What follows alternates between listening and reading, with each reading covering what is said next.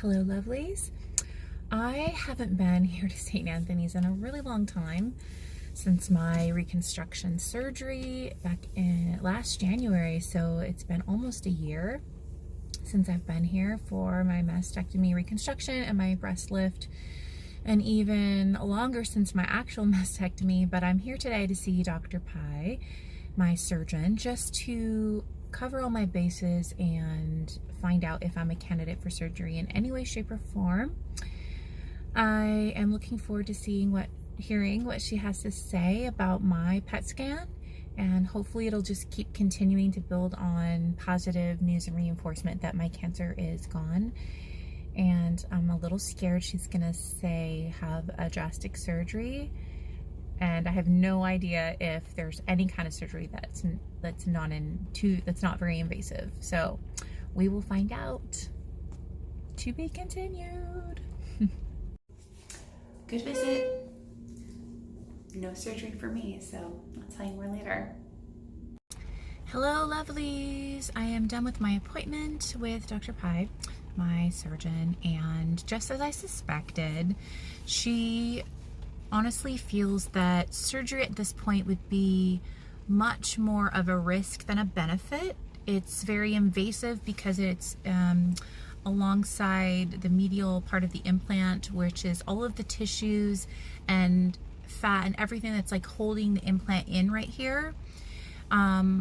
So if she were to cut all this out, my implant would be falling over and into the other side of my chest, which of course is somewhat cosmetic, and maybe that is not important over getting rid of cancer. But the other issue is that because there is nowhere for her to know exactly where to cut. It's just based on just some of the other scans and notes on the location of it. She would just kind of be cutting blindly and just kind of using her best judgment, unless it was able to be detected in an ultrasound where someone could insert like a wire or a marker of some point of some kind, so she would know exactly where to cut out, which she thinks that they are just too small to be detected on an ultrasound or a mammogram at this point. So, and then the third thing is that there's the increased risk of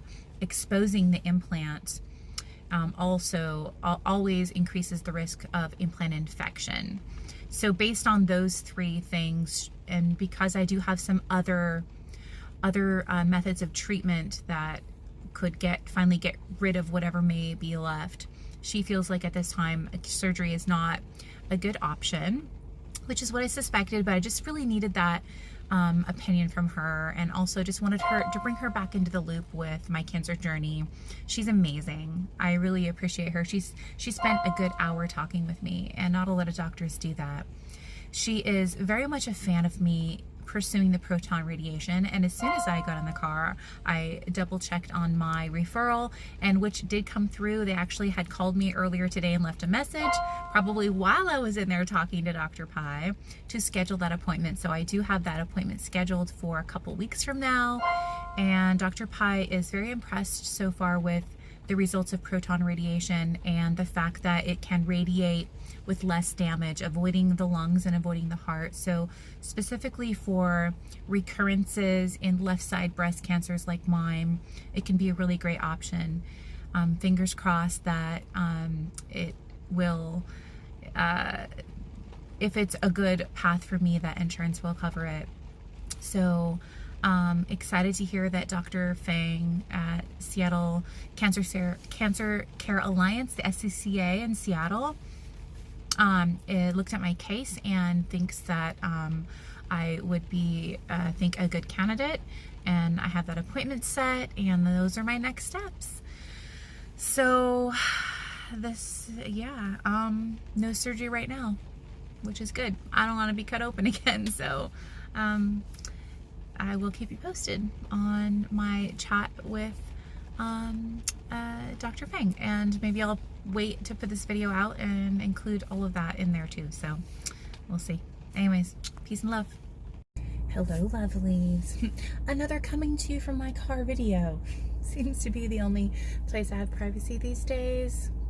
I'm leaving my homework office in Seattle and heading to my homework office in Tacoma.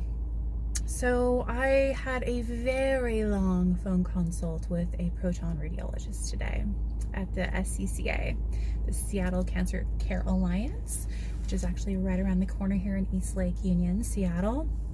And a wonderful oncologist, a wonderful radiation doctor. Don't know if oncologist is the right word, but I'm a little frazzled, sorry. I initially had a pretty great conversation with her about whether or not just based on my story, my history, and then if I'm a candidate for radiation, and then if I'm a candidate for, if standard is better for me or the proton route. Proton radiation is a newer form of a radiation where they are able to, in large cases or complicated bodies, they're able to, it's a kind of radiation that doesn't penetrate as deep, and it's a little bit more flexible, and that means that it can kind of like wrap and fold and mold around the different, it could be more targeted basically, with less radiation to the heart and lungs, which of course I was all for. After talking to her, she felt like she would only prefer to do that for me if she was going to radiate the lymph nodes here and under my arm. And she doesn't think that she would want to do that, which I suppose is good. She would specifically want to target the chest wall right here. And she doesn't feel like she needs proton. Oh, I'm getting a call, so I'll be back. That was my boyfriend. He called to say he loves me because I left a little bit upset. Because after this great call with her, an hour and a half on the phone, or a Zoom call, actually, a video call we had together, you know, she took all the facts, basically said, you know, proton, we could do that, be hard to get insurance to probably approve it since she doesn't really have a specific case to why I needed over conventional. She said the benefits of the lower dose, as far as not really a lower dose, but a little less damage to the heart and lungs, probably isn't maybe that noticeable. It's all just like crossing T's and dotting I's, I think, at this point.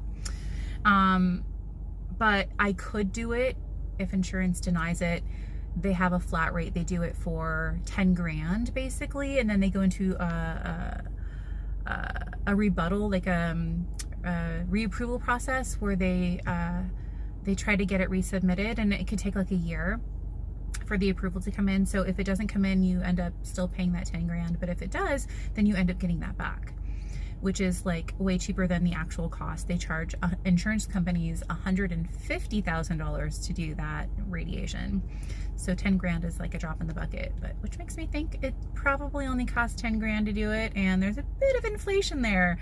Yeah, you may have noticed that in your medical journey that it's crazy how much the upcharge is, like it's the inflation price of a procedure or a test or a pill or anything really is, because of insurance. Anyway, that's another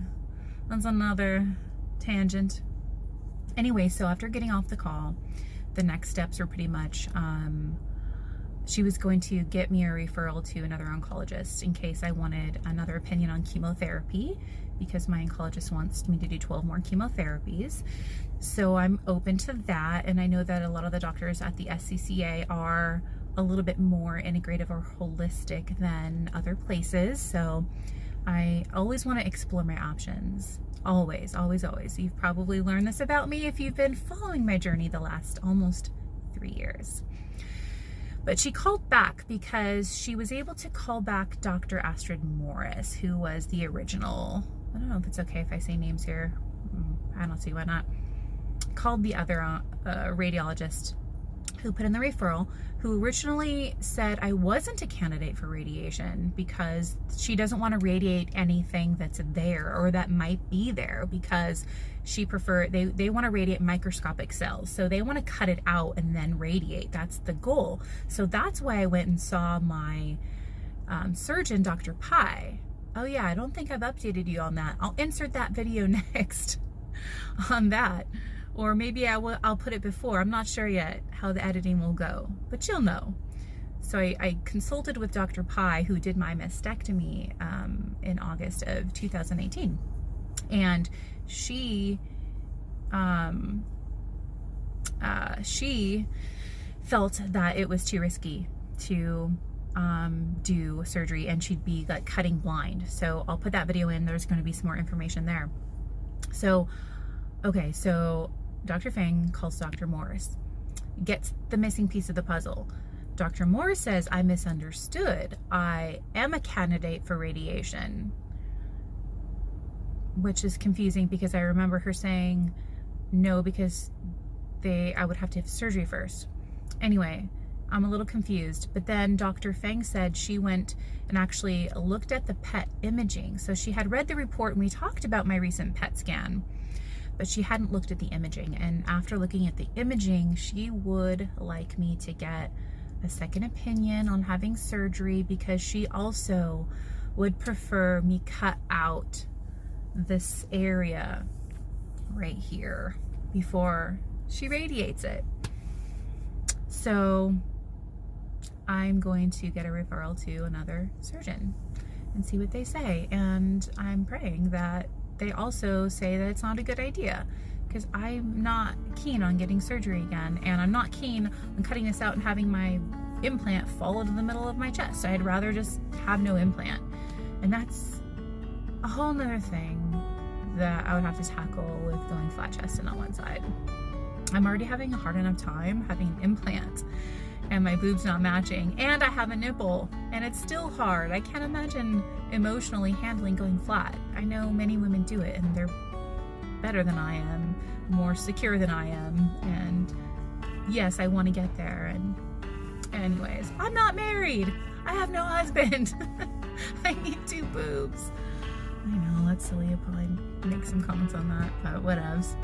All right, so I'm feeling a little concerned, and I feel like this is such a long stretch journey for me. Like, there's so many pieces of the puzzle. I was trying to explain to one of my other doctors, because I want to have another consult with him, just trying to get him updated on the last few months. And I was like writing freaking saga.